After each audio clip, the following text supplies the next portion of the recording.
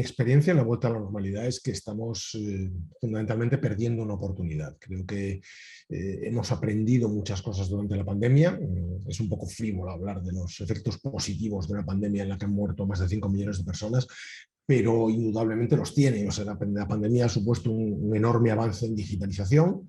Hace muy poco tiempo, cuando alguien en una compañía quería hacer una videoconferencia, llamaba al de sistemas de información, al de tecnología, y lo tenía aquí a su lado todo el rato por si algo fallaba, porque eran como tecnologías que la gente no sabía usar muy bien. Y hoy en día, pues aquí estamos, ¿no? Haciendo un Zoom y se organiza un momentito, se manda un enlace y esto es algo absolutamente común, ¿no? Y quien más, quien menos cambia del Zoom al Teams y al Google tal, y un montón de cosas, ¿no? De herramientas y al Webex y tal, sin ningún problema, ¿no? Entonces creo que estamos, que la pandemia nos ha demostrado que hay muchas cosas que se pueden hacer de manera más eficiente, de otras formas, y que la obsesión por volver a la normalidad nos está llevando a cometer el error de dejar casi, no sé, en el olvido las cosas que aprendimos durante la pandemia, ¿no? O sea, me parecería que creo que cometeríamos un error importantísimo si no hiciésemos un esfuerzo por consolidar algunos de los hábitos que adquirimos durante la pandemia, ¿no? La experiencia en general, pues, hombre, creo que todo está marcado por la eficiencia de las vacunas, por lo importante que ha sido el poder empezar a sentir que, bueno, que estás en unos parámetros de seguridad mucho más interesantes, mucho más, ¿no? Que sí, que debes seguir manteniendo ciertas precauciones, pero que ya un poco lo que te juegas es pasar un catarrillo, poco menos, ¿no? Y que la mayor parte de la gente que está bien vacunada, pues realmente las complicaciones que le ofrece ahora el infectarse no son muy relevantes, casi siempre, ¿no? 90 y tantos % de los casos. Eso es lo que es fundamentalmente importante hoy en día. La pandemia sin duda ha sido un acelerador del futuro. O sea, la pandemia ha funcionado como una auténtica bola de demolición que llegaba a las compañías que llevaban tiempo pensando en eso de la transformación digital y viéndolo como algo abstracto, una recomendación de consultor, algo que está de moda hablar de ello y tal, y les ha pillado con que, pues eso, de la noche a la mañana no podían seguir trabajando y han tenido que hacer auténticos equilibrios, ¿no? Para mandar a determinada gente a casa, personal crítico que tenía que seguir trabajando, y algunos han tenido que llevarse casi el ordenador en una carretilla, ¿no? El sobremesa con su ratón y su pantalla y su esto, ¿no? Y recibir formación de manera acelerada para poder trabajar desde casa, ¿no? Mientras que otras compañías que llevaban ya tiempo pues, convenientemente digitalizadas, pues lo han hecho así. En el IE realmente las clases pasaron de ser en el aula a ser online de un día para otro y no se perdió ninguna. No se perdió ninguna clase. Y al principio, pues si quieres, podían ser algo más aburridas, ¿no? El tener al profesor en la pantalla todo el rato contándote cosas y compartiendo una presentación frente a lo que hacemos hoy en día, ¿no? Que hoy en día, pues ya directamente las presentaciones pues las pones detrás de ti o encima de tu hombro y tienes hasta efectos sonoros de diversas cosas para animar un poco la presentación y tal, ¿no? Y participación constante todo el rato, ¿no? Entonces, realmente creo que la pandemia ha sabido marcar muchísimo la diferencia entre compañías proactivas y compañías reactivas. Las que solo reaccionaron cuando vieron los confinamientos llegar y todo esto en marzo del año pasado, y las que ya llevaban bastante tiempo. Pues eso, yo llevaba mucho tiempo trabajando desde mi casa, mucho antes de que llegase la pandemia, y eso no quiere decir que no vea a mis compañeros ni que no, mis clases no sean presenciales, no, simplemente que puedo elegir desde donde trabajo en un entorno mucho más líquido, ¿no?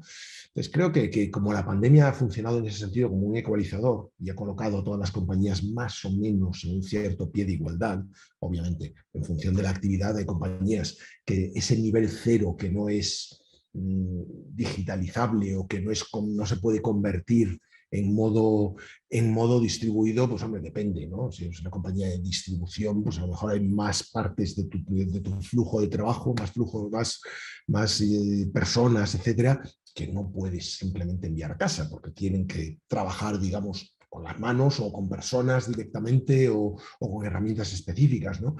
Pero a partir de ahí creo que lo que ha hecho la pandemia es acelerar mucho esas cosas. Yo creo que lo que me encontré curiosamente es que mucha gente que había leído mi libro, como que lo leyeron durante la pandemia o que lo empezaron a leer en 2019, a finales de 2019, justo antes de la pandemia, lo que me han dicho es que las situaciones que yo iba describiendo de cómo evolucionarían las ciudades, el trabajo, los bancos, las aseguradoras, etcétera, pues que lo que ha hecho la pandemia es darles un empujón, ¿no? Y acelerarlas mucho más, ¿no? Y en ese sentido creo que es importante entenderlo. O sea, antes de la pandemia, pues no sé, lo que hacías era ir al médico si te encontrabas mal. Ahora, si te encuentras un poco mal, pues lo normal es que hagas una videoconsulta con tu médico, en muchísimos casos, ¿no? Y que el volante para una analítica o la receta para ir a la farmacia, ni siquiera tengas que ir a ningún sitio a buscarla, te llegue directamente, ¿no? A través de tu sistema de salud en muchos seguros privados. Y ya estamos llegando al momento en el cual algunos seguros privados lo que hacen directamente es conectarse con tus wearables, si tú le autorizas, ¿no? Y empezar a tirar de esos datos para saber si estás bien o estás mal, antes de que tú mismo sepas que estás bien o estás mal, ¿no? O sea, ese concepto de salud preventiva es brutal y habría tardado mucho más en ocurrir si no hubiera sido por la pandemia, por ejemplo. Yo sé que soy soy biólogo en formación, o sea, en mi formación original, ¿no? Entonces, pues vale, no ejerzo como biólogo, pero no lo olvidas, sabes perfectamente todo lo que es la teoría de ecosistemas y cómo todo está interconectado entre sí, y realmente entiendes muy rápidamente al ver 4 métricas que lo que está pasando no es una hipótesis, no es no sé, no son elucubraciones de científicos, que no existen teorías competitivas, no hay toda esa estupidez de que si esto que nos está ocurriendo en la Tierra es por las manchas solares o por una dinámica geológica imposible de evitar. Como biólogo entiendes que todo eso es una estupidez, que realmente lo que está pasando es que hay una especie predominante en la Tierra, que es el hombre, que está generando unas emisiones que no son naturales y que no son asumibles, ¿no? Y que el ecosistema no es capaz de asumir y que por lo tanto pues, están recalentando el planeta. Y todo eso se debe pues, a una tecnología o a un par de tecnologías, si quieres, ¿no? El uso de combustibles fósiles, por un lado, como energía barata, sencilla, ¿no?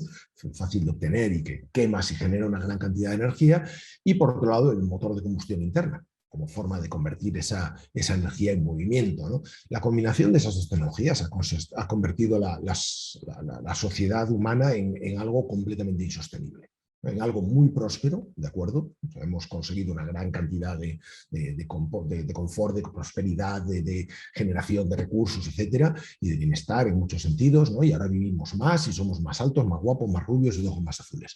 Todo esto muy bien, pero todo ello se deriva concretamente de un par de tecnologías que hemos explotado hasta la saciedad y que generan algo completamente insostenible, ¿no? Si entiendes eso, a partir de ahí te tienes que plantear que la respuesta la tiene que dar la tecnología, porque la tecnología nos trajo hasta aquí. Ahora tenemos que pedir a la tecnología que nos saque de ello, ¿no? La buena noticia, que la tecnología ya existe. La mala, que también existe otra cosa que se llama isomorfismo. Y el isomorfismo es la tendencia de las personas, las organizaciones, etcétera, a mantener su estado, su inercia, ¿no? A seguir haciendo básicamente lo mismo, a no cambiar si no están obligadas, ¿no? ¿Tú cuándo cambias? Pues cambias cuando llega una pandemia y te obliga. Cambias cuando te quedas sin trabajo y tienes que buscar otro. Cuando te encuentras de repente en un país diferente en el que las costumbres son diferentes, ¿no? Cambias casi siempre cuando te obligan.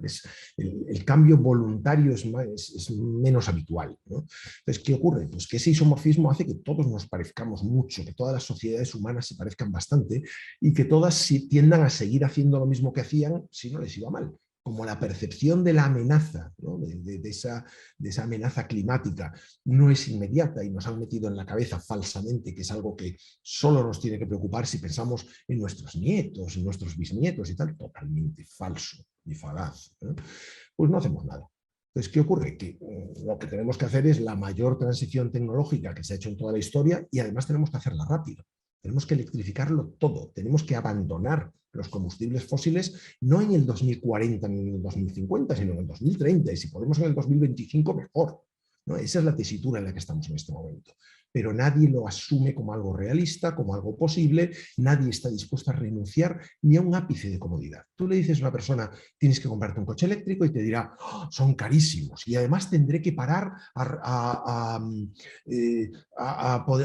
cargarlo y tendré que estar 20 minutos en vez de rellenar en 2 minutos como relleno, y no está dispuesto a asumir ni esa estúpida incomodidad, que dejará de serlo además con el avance de la tecnología, como ocurre siempre, ¿no? Nadie está dispuesto a cambiar nada. Y la alternativa, ¿cuál es? Desaparecer como especie, que el planeta no sea habitable. es demencial, o sea, es una amenaza existencial. Entonces, que haya tanta gente que no capte esto y que no esté dispuesta a cambiar ni lo más mínimo, me resulta completamente desesperante o exasperante. O sea, me hace querer salir a la calle y empezar a disparar a la gente, ¿no? Que no quiere cambiar. ¿Qué hay que hacer en España? Aprovechar nuestros factores diferenciales. Somos, dentro de nuestro entorno cercano, uno de los países con mayor insolación, con mayor cantidad de horas de sol, ¿no? Con mayor cantidad de costa. O sea, podríamos generar energía eléctrica gracias a plataformas en el mar, plataformas eólicas, ¿no? A eólica terrestre, a eólica marina, a energía solar, etcétera. Tendríamos que todos los tejados de todas las malditas viviendas en España tendrían que tener placas solares, ¿no? Y tendríamos que ser una potencia exportadora de energía al resto de Europa, ¿no? La electricidad tendría que ser, y yo sé que suena raro decirlo en este momento, tarifa plana, algo tan sencillo y tan barato que realmente utilizásemos de manera cuasi ilimitada, ¿no? Y en vez de eso estamos haciendo estupideces y posponiendo y dejando que, bueno, ya veremos y cuándo prohibiremos los coches de combustión interna. En 2050 sí eso, ¿no? La venta, pero ni siquiera la circulación. Es totalmente demencial. O sea, no es realista, no tiene sentido, ¿no? Entonces, lo que tenemos que hacer es recuperar el sentido común y hacer las cosas con la velocidad que hay que hacerlas, ¿no? Eso, España tiene que romper ese isomorfismo porque es un país que cuando se propone cambiar, sabe cambiar. O sea, somos bastante más disciplinados, no sé si es una disciplina o otra serie de valores, pero somos uno de los países, pues, por ejemplo, en los que la vacunación funcionó más rápido y en los que hay un porcentaje menor de negacionistas. Esto es por algo, ¿no? Somos una sociedad con cierta conciencia de serlo, en la que la insolidaridad y ¿no? del negacionista, por ejemplo, pues no cunde tanto como en las sociedades anglosajonas. Entonces hay que aprovechar esos valores, demostrar al mundo que se puede, o sea, que hay una sociedad que puede cambiar mucho más rápido y aprovecharlo y además ganar ciertas ventajas competitivas gracias a ello. Eso es lo fundamental, ¿no? Dejarnos de prolongar situaciones que no tienen ningún sentido.